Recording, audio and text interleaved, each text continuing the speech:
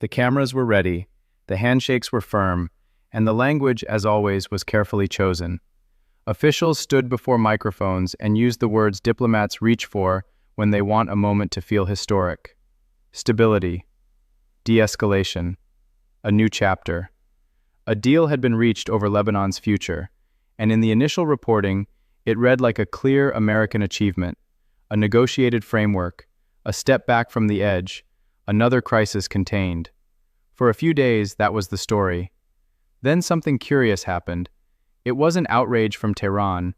It wasn't the sharp, defensive rhetoric that usually follows when Iran feels boxed in. Instead, the tone coming out of Iranian state media and aligned commentary was measured, patient, almost satisfied. That reaction should give us pause, because in the world of great power competition, the loudest signal isn't always the true one.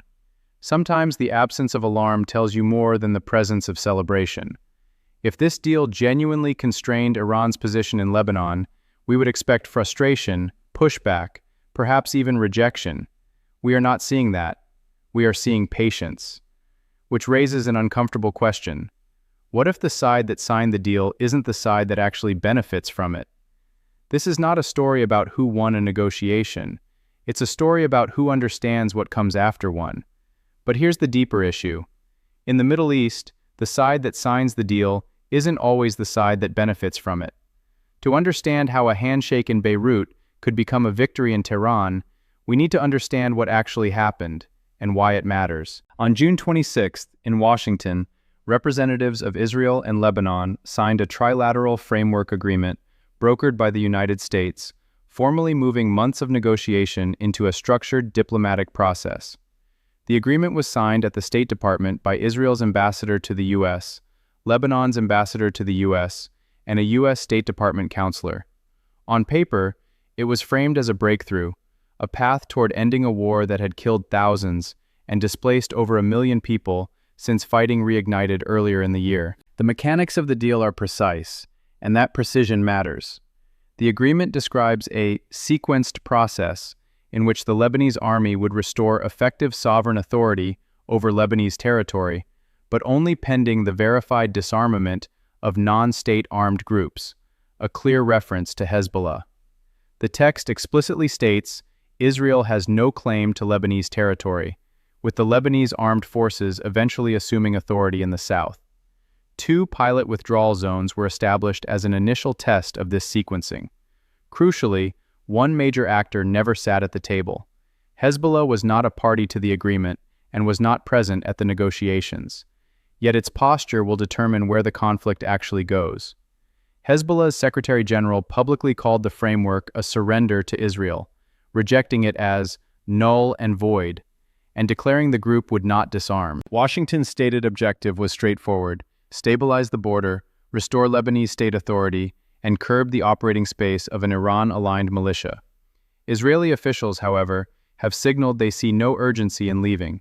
Finance Minister Bezalel Smotrich has suggested Israel could remain in Lebanon for the long term.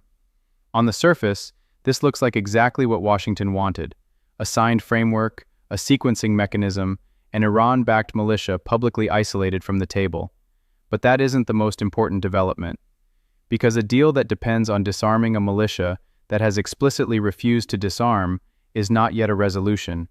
It's a wager. And to understand who that wager actually favors, we have to go back further, to understand the pattern Iran has run in Lebanon for decades. To understand why a signature in Washington might not settle anything, you have to look past this year, and past the last war, to where this relationship actually began. Hezbollah was formed in the early 1980s, in the chaos of Israel's invasion of Lebanon and the vacuum left by a collapsing Lebanese state. Iran's Revolutionary Guard did not simply arm a militia. It built an institution, one with a military wing, but also a political party, a social welfare network, hospitals, schools, and media outlets. From its founding, Hezbollah was never designed to be a temporary insurgency. It was designed to become permanent, woven into the fabric of Lebanese Shia society so thoroughly that no ceasefire, no framework, and no change of government could simply legislate it out of existence. That design was tested in 2006. After a brutal month-long war with Israel, the United Nations passed Resolution 1701, calling for Hezbollah's disarmament south of the Litani River and the deployment of the Lebanese army to fill that space. On paper, it was a serious constraint. In practice, Hezbollah rebuilt and rearmed within that same territory over the following years, expanding its arsenal well beyond what it possessed before the war. The resolution did not fail because it was poorly written. It failed because enforcement required a Lebanese state strong enough to override an organization that had, by then, become stronger than the state itself in significant respects. This is the pattern worth remembering. Formal diplomatic setbacks have rarely translated into strategic losses for Tehran's position in Lebanon. Each ceasefire, each disarmament clause, each internationally brokered arrangement created a pause in the fighting, and a pause is not the same as a reversal. Iran's broader regional approach, often described as the resistance axis, was never built to win every individual negotiation. It was built to outlast negotiations, absorbing tactical setbacks while preserving the deeper infrastructure of loyalty, patronage, and armed capability that no single agreement could dismantle. Security vacuums, in particular, have a specific history in Lebanon. When formal state authority is thin, weakly resourced, or politically paralyzed, as the Lebanese state has often been, the space does not stay empty. It gets filled by whichever actor has the most organized, most disciplined, most patient presence on the ground. For decades, that actor has consistently been Hezbollah, backed by Iranian funding, training, and strategic direction. What most people miss is that Iran doesn't need to win the negotiation, it only needs to win what comes after. With that pattern in mind, the real story of this deal begins not at the signing table, but in what happens in the months following it. Look closely at the actual language of the framework, and the first crack in the optimistic narrative appears almost immediately. Everything of consequence is conditional. Israeli withdrawal is not scheduled, it is sequenced, contingent on verified disarmament that no party has yet defined in enforceable terms. The two pilot zones function as a test case, not a commitment, and the entity meant to carry out disarmament, the Lebanese armed forces, is being asked to disarm a militia that is, in key respects, better funded, better trained, and more deeply embedded in its own operating terrain than the army meant to constrain it. This is not a minor technical gap. It is the entire hinge on which the deal's success or failure depends. Verification requires access, intelligence, and the willingness to act on violations. Three things that have been chronically difficult to sustain in southern Lebanon, even under previous, more heavily monitored arrangements. Every month that disarmament stalls without consequence is a month in which the sequenced process quietly becomes indefinite. Then consider the economic architecture beneath the political one. The framework explicitly ties reconstruction efforts to successful disarmament in each zone. Internationally supported rebuilding begins only once an area is confirmed clear of non-state weapons. That sounds like leverage in Washington's favor. But reconstruction financing in Lebanon rarely flows through channels immune to local political reality. Hezbollah's social infrastructure, its welfare networks, its construction and community organizations, has historically positioned itself as a parallel provider wherever formal state reconstruction is slow, underfunded, or politically contested. If verified disarmament stalls in a given zone, and international reconstruction money stalls with it, the resulting gap in services does not remain a vacuum. It becomes an opportunity for exactly the kind of institution Hezbollah has spent 4 decades building. That is the deeper mechanism worth understanding. The same conditionality designed to pressure Hezbollah into disarming could, in practice, pressure ordinary Lebanese communities into depending on it further. Israel's position adds another layer of complexity. Officials have said Israeli forces will remain until disarmament is confirmed, while other senior figures have signaled openness to a long-term Israeli presence in parts of Lebanon, regardless of the framework's language disclaiming territorial ambition. That contradiction matters. If Israel's redeployment timeline slows or stalls, Hezbollah gains a ready-made justification for retaining its weapons, the same justification it has offered for years. This is where everything changes, because the terms that looked like constraints on Iran may actually be the terms that guarantee its long-term position. If this analysis holds, the consequences extend far beyond Lebanon's borders. If the mechanisms outlined in the previous section play out as history suggests they might, the consequences will not stay contained within Lebanon's borders. They will ripple outward, reshaping how allies and rivals alike read American power in the region. Start with Israel. A framework that ties withdrawal to a disarmament process with no hard enforcement timeline does not resolve Israeli security concerns, it postpones them. If Hezbollah retains meaningful capability a year from now, Israeli officials will not conclude that diplomacy simply needs more patience. They will conclude, as they have in past cycles, that only unilateral military action reliably degrades Hezbollah's capacity. That conclusion pulls the region back toward the exact pattern of periodic escalation the framework was designed to end. Now widen the lens to the Gulf. Saudi Arabia, the UAE, and other Gulf states have spent years calibrating how much they can rely on American security guarantees versus how much they need independent deterrence and their own diplomatic channels to Tehran.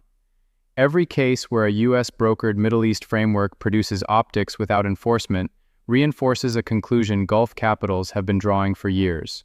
American commitments are real in the signing room and negotiable in the implementation. That perception has already pushed Gulf states toward hedging, maintaining communication with Beijing, exploring security arrangements that don't run exclusively through Washington. A weakly enforced Lebanon framework adds to that ledger, not against it. Inside Iran, the domestic messaging opportunity is straightforward and requires no exaggeration to be effective.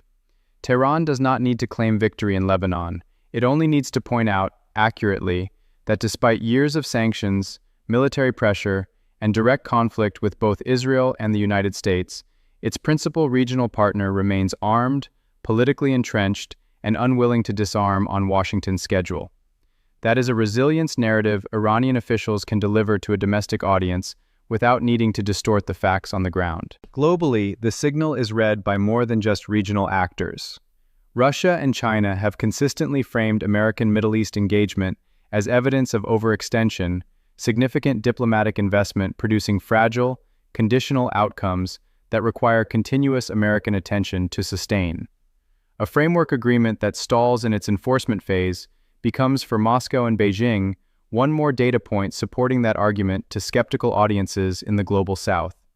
That American brokered stability is expensive to produce and difficult to sustain. Which brings us to the honest accounting of winners and losers.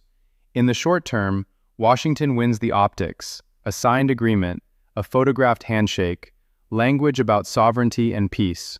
But if enforcement falters in the way the historical pattern suggests it might, the strategic leverage accrues elsewhere.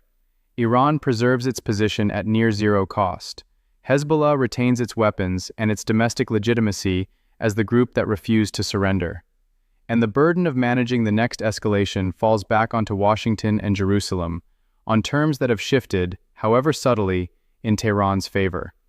The headlines will move on, the strategic shift will not. So where does this leave the region, and Washington, going forward? Three trajectories emerge from here, and the historical pattern traced earlier gives us a reasonable basis for weighing which is most likely, without pretending any of them is certain. The first, and the one most consistent with precedent, is slow erosion. Disarmament in the pilot zones proceeds partially, verification becomes contested rather than confirmed, and Israeli withdrawal stalls in response. Reconstruction funding, tied contractually to confirmed disarmament, moves slowly or not at all, leaving communities to rely on the same non-state institutions the framework was meant to sideline. 6 months in, few observers would call the deal broken, it simply stops advancing. This is the 2006 pattern repeating itself. Not collapse, but quiet stagnation that leaves the pre-deal balance of power essentially restored, with Hezbollah rearmed and entrenched by the time attention moves elsewhere. Given the precedent of Resolution 1701 and the absence of a hard enforcement mechanism in this framework, this scenario carries the highest probability. The second trajectory is more volatile, a triggering incident. This could be a significant ceasefire violation, an Israeli strike that Lebanon or Hezbollah frames as a breach of sovereignty, or a domestic political crisis in Beirut that weakens the Lebanese government's ability to implement its commitments. Any of these could force the framework back to the negotiating table under worse conditions for Washington, with Hezbollah able to point to Israeli action as justification for retaining its arsenal, and with U.S. credibility as guarantor further diminished. This scenario is less probable than the first, but not remote, given how narrow the margin for error has proven in every prior ceasefire in this conflict. The third trajectory is the one Washington is presumably betting on: sustained, well-resourced enforcement. This would require consistent U.S. diplomatic attention over a period of years, not months, along with a Lebanese army capable of confronting Hezbollah directly, if necessary, and Israeli restraint sufficient to avoid handing Hezbollah a pretext. Historically, this is the hardest path to sustain, largely because American attention to any single Middle East file tends to compete with domestic political cycles and other global crises, while Iran's investment in Lebanon operates on a multi-decade horizon with no such constraint. This asymmetry, American attention measured in news cycles, Iranian patience measured in generations, is precisely why this scenario carries the lowest probability of the three, absent a significant shift in resourcing and follow-through. The variables worth watching closely are concrete: whether reconstruction funds actually reach the pilot zones on schedule, whether disarmament verification produces public, checkable results rather than closed-door assessments, and whether Israeli forces begin a genuine phased withdrawal or find recurring justifications to remain. Each of these paths leads somewhere very different, and the deciding factor may already be in motion. Whichever path unfolds, one thing is already clear. Return for a moment to the image we opened with. Diplomats in Washington, a signed framework, careful language about sovereignty and peace. It looked, by every conventional measure, like an American diplomatic success. And in the narrow sense of getting two governments to sign a document, it was. But we've now traced the deeper mechanics beneath that signature: a disarmament clause with no enforceable timeline, a militia that has flatly refused to comply, an economic reconstruction plan that could inadvertently reward the very institutions it was meant to sideline, and a historical pattern dating back to 2006 in which formal setbacks for Hezbollah have consistently given way to quiet entrenchment. None of that makes the deal meaningless. It makes it incomplete, a beginning mistaken, too easily, for an ending. This is the distinction worth carrying forward. A tactical diplomatic win and a durable strategic position are not the same thing. Washington secured the former. Whether it secures the latter depends entirely on a slower, less visible contest over funding flows, verification, and political will that will unfold long after the cameras have left the State Department. And that is precisely the asymmetry that defines this moment. One side needs a headline, the other side only needs time. So as the initial coverage fades and attention moves to the next crisis, the real question isn't whether the deal was signed, it's who is still paying attention 6 months from now when the actual test, quiet, procedural, and largely invisible, comes due. The deal is signed. The real negotiation, over what fills the space it leaves behind, has just begun.